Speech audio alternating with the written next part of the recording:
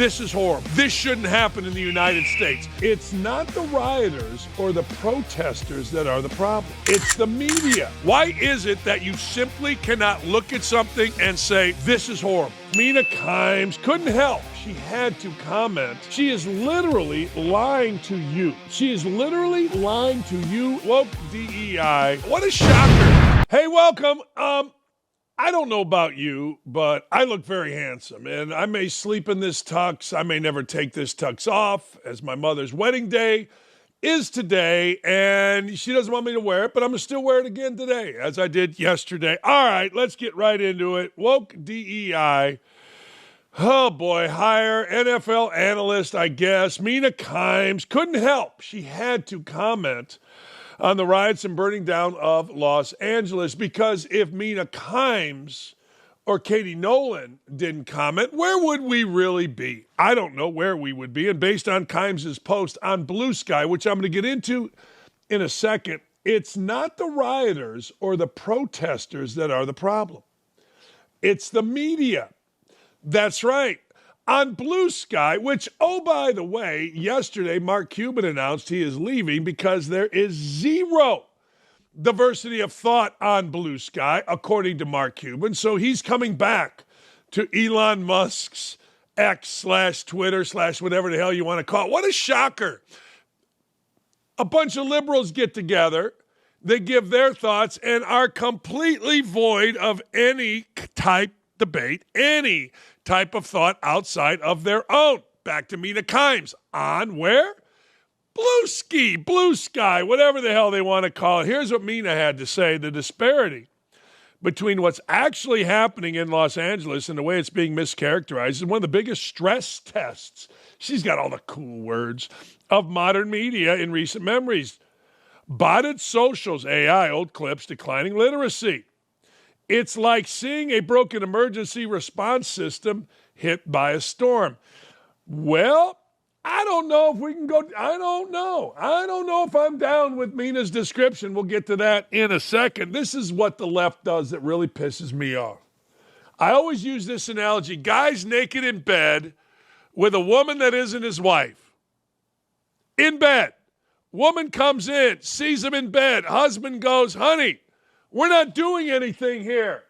Are you going to believe me, or are you going to believe what your eyes tell you?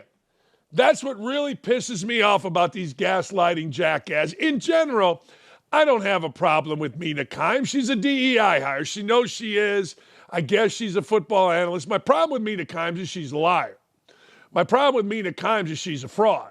She lied about OutKick, really lied about OutKick. OutKick, according to Mina Kimes, was responsible for, quote, racist and hatred in terms of social media posts to her. When asked and looked through to find any, there were none. And of course, she's never going to address it. And now she is literally lying to you. She is literally lying to you and me, and there's evidence of it. You know, you can be talking about the riots. You can be talking about the destruction that we're all witnessing. And they will say people are protesting peacefully. I mean, it's a legendary deal. Look at this. I don't disagree. There might have been a group of people peacefully protesting, I'm sure. But don't piss on my leg and tell me it's raining when you can clearly see the violence and lawlessness that is taking place. Like, I don't know, Mina Kimes. I don't know. If you think this is oversold, look at this guy. But don't necessarily just look at the cars that are burning. Look at the amount of people around. Look at down the street there. The amount of people that are involved in this. Look at the flames. Look at the black smoke. That means it's intentionally set. I'm not exactly sure how or why, but I got a friend that I play golf with who explains fireman things to me because he's a longtime fireman. But you're literally going to sit there and you're going to tell us what? The disparity between what's actually happening in L.A. and the way it's being characterized is one of the biggest stress tests. Why don't you say, they're bullshitting us, but she can't do that. She can't do that. It is astounding to me. And there's more video. I mean, look, when in doubt, what do you want to do? Oh, wait, when in doubt, let's go loot, as we all saw, the sushi store. We need some fish. I got to have fish, Mina. There's nothing that Mina Kimes says that I'm listening to. Let me give you a backstory why I think this woman is full of shit. When I was a kid, I've talked to you about this before, my house, because my dad was a principal, kicked some idiot out of Calumet High School in Gary, Indiana. Some kid threw a Molotov cocktail at our house, set our garage on fire. Now, all you got to do is have that happen to you once. That's in Maryville/Gary, Indiana. Now, that happens to you once. It doesn't have to happen any more than that for you to understand. That's real violence. You know, burn one of your cars, Mina Kimes. I had a little girl killed literally in the lot behind my house, murdered by a guy, stabbed 33 times. What are you going to tell me? That didn't happen? I mean, when you see violence, here's what I think. I think of the people that were inside those cars. I think of the people that got stopped by those people. I think about the cops who we all saw having rocks thrown down from bypasses on top of their heads. It only has to happen once, and that's one too many. But what do you want, Mina Kimes? Do you need a full-scale riot? Do you need buildings blown up? What do you need? Why is it that you simply cannot look at something and say, this is horrible? This shouldn't happen in the United States. This is video we're used to seeing in Beirut, with guys running down the street with Molotov cocktails, getting ready to whip them at police officers, getting ready to whip them at cars, getting ready to whip them at people, whip them at buildings. One time of this happening is one time too many. What do you need, little Mina? You know, you live in your little bubble. You're full of shit. You got all these people that protect you. And you're going to tell us, after watching an Adidas store, what if you own that Adidas store? What if you relied on going to work at that Adidas store for your job to pay for your kids to eat? What about the Apple store? I mean, and there's many, many more. One time happening is too many, you dolt, you dumbass, you DEI hired moron. Look, I get it, Mina Kimes. You did your thing. You endorsed Karen Bass. Not arguably, the worst elected official in Los Angeles and California and United States history. Think about it. Out of town after taking away water from the citizens of L.A., out of town when her entire town damn near burnt down. Now she's got this, and she's blaming what? The White House. The looting, Karen Bass said, who is a Mina Kimes protege or mentor, the looting is because of the White House. Well, wait a second. Mina Kimes is saying, there's no looting. It's not bad.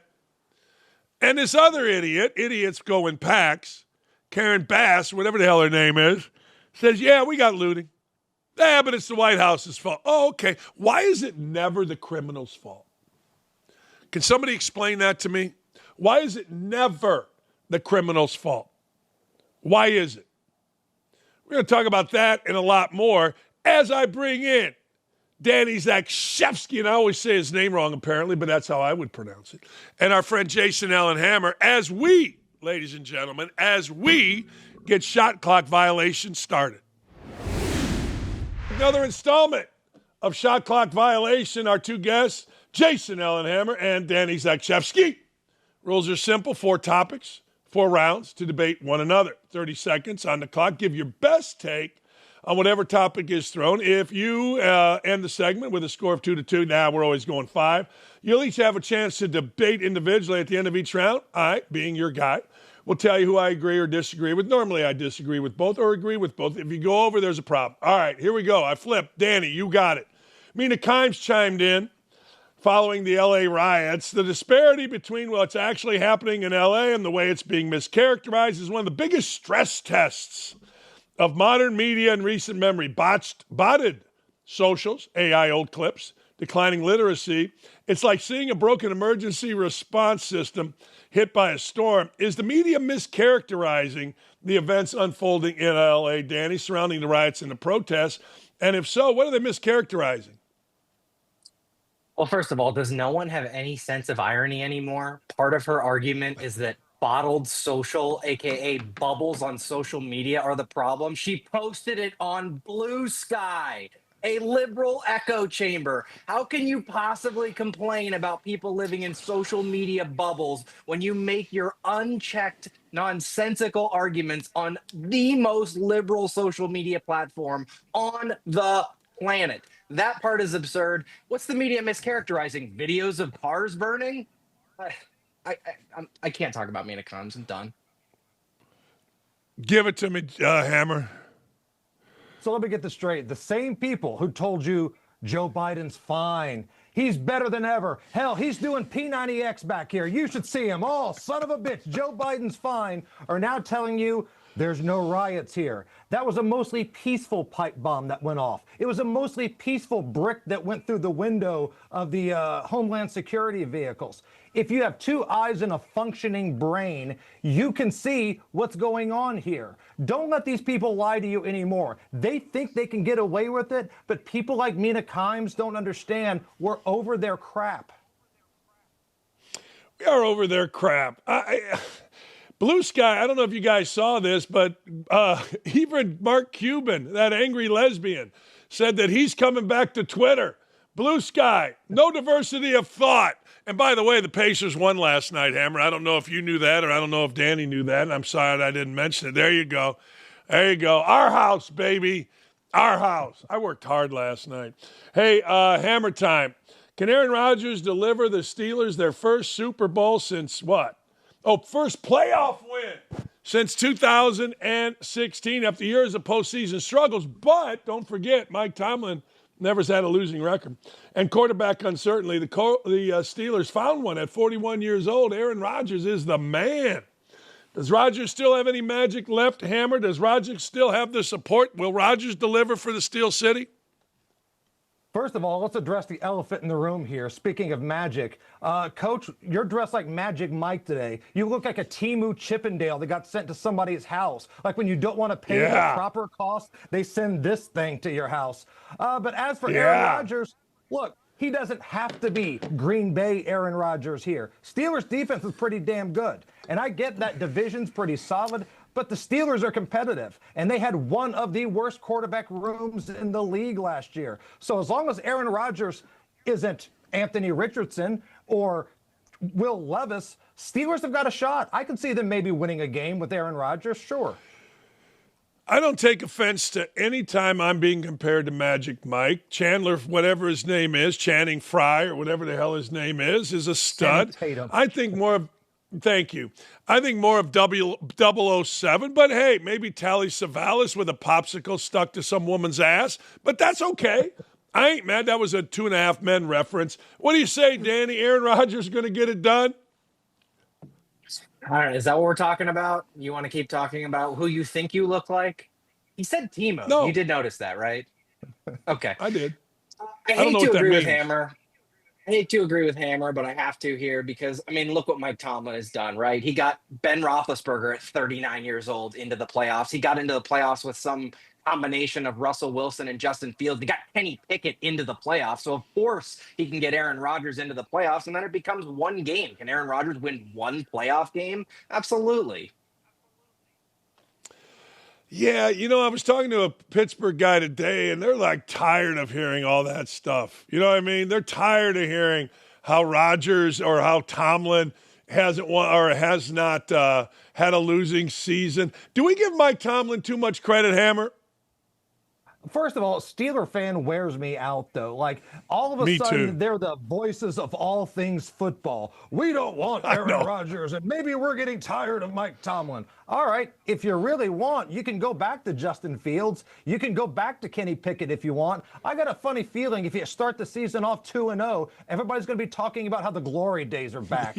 And as for Mike Tomlin, this chatter was around last year. Dude, it doesn't matter who you are. You start losing football games, the chatter starts. Hell, the Patriots kind of ran Bill Belichick out of town.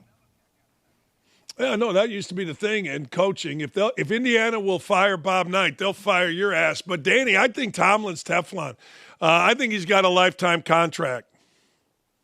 And he should. He's honestly the best people manager in the NFL. I don't think it's particularly close. We didn't realize how nuts Antonio Brown, Le'Veon Bell, and Ben Roethlisberger were. They all played on the same team, and we had no idea how insane those three human beings were because they didn't go crazy until they didn't have Mike Tomlin telling them what to do. Danny Z, question No, for that's a you. good point. More insane locker room, what the Steelers had to deal with, what you just brought up, or that Florida Gator squad that had a combination of the Pounceys, Tim Tebow, Aaron Hernandez? Yeah, but they had Tim Tebow. You know, it's like having a church pastor in there. That leveled everything out. But if you have a homicidal maniac, doesn't that balance that out just a little bit? I'm no math major here, but I kind of feel like that balances out.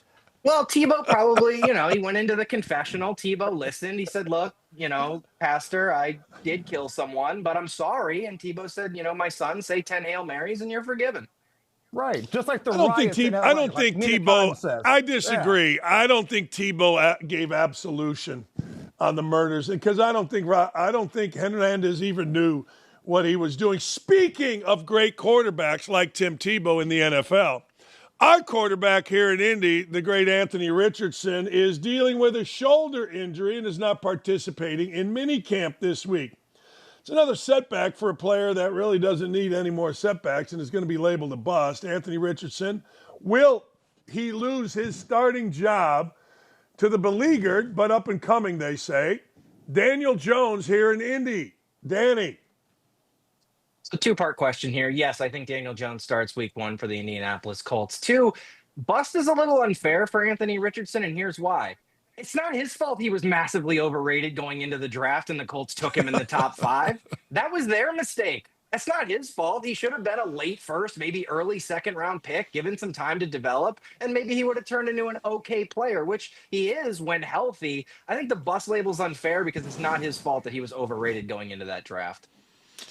Hammer, you've got your pulse on the city like no other. Give me your thoughts. Danny Z's right. Danny Dimes is going to start week 1. And injury or not, I thought he had a chance of starting week 1. Richardson is a bust. There's no more talk about he could become a bust. He is a bust. And I got to be honest, man, I'm kind of excited about what I heard from the Irsay daughter in that presser the other day. It wasn't a ringing endorsement for the way things have been going. It wasn't a ringing endorsement for Chris Ballard. And to go back to what he said, the scouting was bad on this dude. Anybody that's watched SEC football knew he can't throw the ball. You don't pick a dude in the top 5 to be your quarterback that can't throw. I disagree with both of you. I don't think he's a bust yet. I think he's going to be a good player eventually. I don't know why I feel that way, but I do. I saw Danny Dimes yesterday at the seems to Pacers disagree game. with that. No, it doesn't. No, I've always said this. He sucks, but I want him to be the quarterback because I think I love Lamar Jackson. I love Lamar Jackson. I've always said he and sucks, but I think he's going to be good. Is that your official position? I do. Yeah. Okay. I mean, I've always said he sucks right now. I mean, I just go by how you play. Well, he sucked. He hadn't been good. And then, but I do think he's going to be pretty good. And he gives us the best chance to have a Lamar Jackson. Now, people are going to say Lamar Jackson hadn't won a Super Bowl. That is true, but we'll see. We will. I like him. I like Anthony Richardson. I do think he sucked to this point, but I see something in him that I think is going to be pretty good. Didn't you call him I'm not soft? sure why, but I'll tell you this. Oh, God, yeah. Yeah. Yeah, I can only go by what he does. Hell yeah, you don't tap out. You don't tap out and not get called soft by me. What about his eyes? Can you talk about his eyes? Does he have the eyes? His eyes are nondescript. I know you're making fun of me, but it's just showing your ignorance. But the truth of the matter is, eyes matter to guys that coach. Eyes matter to coach the guys that are GMs. I'm legit asking the question. I wasn't making fun of you. And I'm legit. Give me your analysis on his eyes. I know you are. Yeah, I don't have any on him. It's not every player. I don't care. He sucks. Yeah, he sucked to this point, but I think he's going to be pretty good. I do.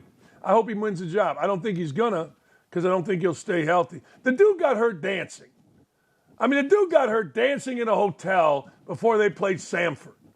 He ain't staying healthy. I wish he would. I'd like to see what he could become. How excited were you when Joe Flacco came out and said he hates TikTok dances? That had to be everything you hope to hear from an NFL quarterback. No, you again misunderstood. I could care less about TikTok dances. What I've said is Indiana basketball has been horseshit for 25 years because Indiana basketball has gotten away from being Indiana basketball. and TikTok dances by little pussies in the Indiana University basketball uniform is the only TikTok that I give a shit about. I care less what anybody else does. But Indiana basketball was built on toughness. Indiana basketball was built on persistence, not little bullshit stuff. We couldn't even celebrate a basket. You just went down and played defense. My only problem, in fact, I've made a TikTok before. I have no problem with TikTok. Got a problem with Indiana University men basketball TikToking while they haven't done shit. There you go. Is it just a That's matter a of winning? Because like Kansas players do that TikTok crap all the time, but for the most part, Kansas wins. Like if you win, can you twerk? Is that the rule? Oh, I don't give a shit what as I said, I don't give a damn what anybody else does. Doesn't matter to me. I don't care if Kansas does it, Florida does it. Doesn't matter. I'm just simply talking about Indiana University men's basketball. And I've been right every single time I've talked about it. I mean, Indiana doesn't play the way Indiana used to, and they haven't won the way they used to. If the Pacers win the championship, Coach and I are going to do a TikTok dance together. That's it. If the Pacers hang a banner, Coach and I are going to do a TikTok dance video together. Yeah, but we're going to keep it classy. We're going to keep it. We're going to wear tuxes. We're going to keep that shit classy. Say, you got to wear the tux. Yeah, you got to hang on to that tux until then. Yeah. I worked at Steak and Shake at high school, and I still have the bow tie. I used to drive home. No. I need Dakich in the tux, and I need Hammer in his Mountain Dew T-shirt. That's the only way this is going to work. I'm in. You sweet son of a bitch, I'm in. All right, let's talk a little Gavin Newsom. He is positioning himself as the future leader of the Democratic Party, posturing and blaming all things in L.A. on the great Donald Trump. Is Newsom the favorite, Hammer, to be the next Democratic presidential candidate 2028? Is he the guy? No, not by a long shot. I've told you before, he's kind of laying low right now, but Pete Buttigieg is going to be the guy. Not because he's overly qualified, but the media loves this guy. Oh, he was in the military. Oh, he's gay. It doesn't matter that he was a shitty mayor or not very good at his job in the transportation department. Seth Meyers likes him. So therefore, he's going to be the guy. I mean, truth be told, it's a better choice than Gavin. Gavin's one of these dudes that says, well, 99% of Los Angeles is fine. It's just the 1% that's rioting. Dude, that's under your watch. It's like telling OJ, 99% of the people you met didn't get cut in the throat. It's a ridiculous argument. What do you think, Danny? I also find that 99% argument funny. It's like, then why are you worried so much about the 1% rich people that aren't apparently paying enough taxes? I thought the 1% didn't matter. Why don't we leave the 1% alone? Here's what I don't understand about Gavin Newsom, and have never really, I get Gavin Newsom. I get what he's doing. He's a politician. He's a career politician. His whole thing is, I'm going to slick back my hair and I'm going to lie. Here's what I don't understand. Why do people like him? Why are people voting for him? That's the part I don't understand. Like, you see that guy and you're like, man, that is just a greasy, sleazy, used car sale. Like, why are human beings attracted to what Gavin Newsom, quote unquote, brings to the table? I have no problem with Gavin Newsom because I think he's just doing what people like Gavin Newsom do. I have a problem with the idiots who just keep voting for this. Let me follow up with that, Danny. Do you think him coming at Trump the way he is on social media, defending himself and blaming Trump in the Democrat Party, not anywhere else, just in the Democratic Party, is this helping Newsom? Yeah, I think it is. Anti-Trump is a huge movement in the Democratic Party, and he now has an opportunity to play the ultimate anti-Trump card and talk about fascism and whatever else, authoritarianism or dictatorship or whatever the word is today. I don't know. I'll have to check social media and see if we've switched it up. I think authoritarianism is the one we're going with now. Yeah, I think it helps him, but look, man, running on an anti-Trump platform hasn't worked twice. So I don't know why they think running on it a third time is a good idea. Yeah, being popular you think it's helping in this him? Circle of Democrats doesn't work for you. Like, that's being the most popular student in summer school, right? You're still going to have your ass handed to you. You've got to branch out just a little bit, and Gavin hasn't done that. I think AOC is the favorite. Yeah, I always say it's like being voted the most handsome man at the Dakich family reunion. It sounds good, but there's not a whole lot to it, to you. It's just like, nah. All right. Yeah, I think it's helping him immensely. I don't know. But I can't believe you actually, and I can believe because he's making a little move, but you actually think Pete Buttigieg will be the nominee. You think he's got that kind of across the entire Democratic Party? You think he's that good? Not that good, that big in that party? He'll have the funding this time around. People forget he won Iowa against the field. Yeah. He won the second primary against the field. And then he was voluntold to bow out of the race and let Grandpa Joe try to win this thing as a moderate, and we'll hide him in the basement. This time around, he's going to have a lot more funding, and he's going to play this whole humanitarian card. We need healing after this big, scary orange man, and people are going to buy that bullshit. I'm with you, Hammer, because I think he's the perfect nominee for the Democrats in that, A, they claim that America's racist and sexist, so they kind of need a white guy, but they get to check the diversity box, too. Bingo. Yeah, no doubt about it. Pacers go up 2-1. Is this a real series, or are the Pacers somewhat fortunate in games 1 and games 3? I'll go to you first, Danny. Are you even watching? Are you just not watching? You got hockey going. You got the U.S. Open going. I watched the game yesterday. That might surprise you. Mostly because I bet on it, because there was nothing else on. There was no hockey on, and the U.S. Open hadn't started yet. And unfortunately, I bet on the OKC Thunder, who I still think are going to win this series, by the way. Pacers, not fun, plucky team. I like OKC. I think SGA is going to show up. I didn't think he played great yesterday.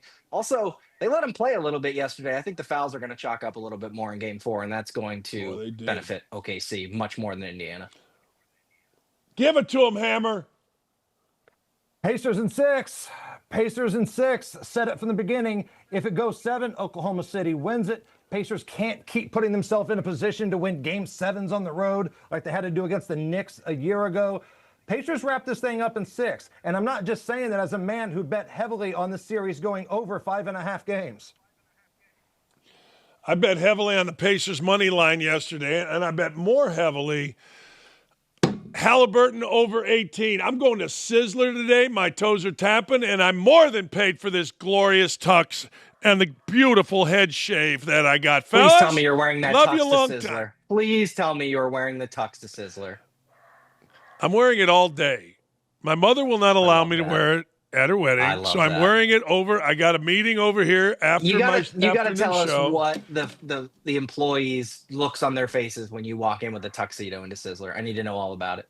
You look like the world's best bathroom attendant. That's right. I put my hand out for tips. See you guys. There you go. There it is. It's taking the world by storm. You can see Jason Allen Hammer, or hear Jason Allen Hammer every afternoon, 93.1 WIBC. Download the app. And, of course, you can read Danny all over the OutKick content arena, whether it is writing, whether it is doing videos, whatever it is. He's one of the great writers in this country because Danny is fearless. Danny and Bobby do a fantastic job, as do all our writers. Have a great afternoon, everybody. I'm going to my mom's wedding.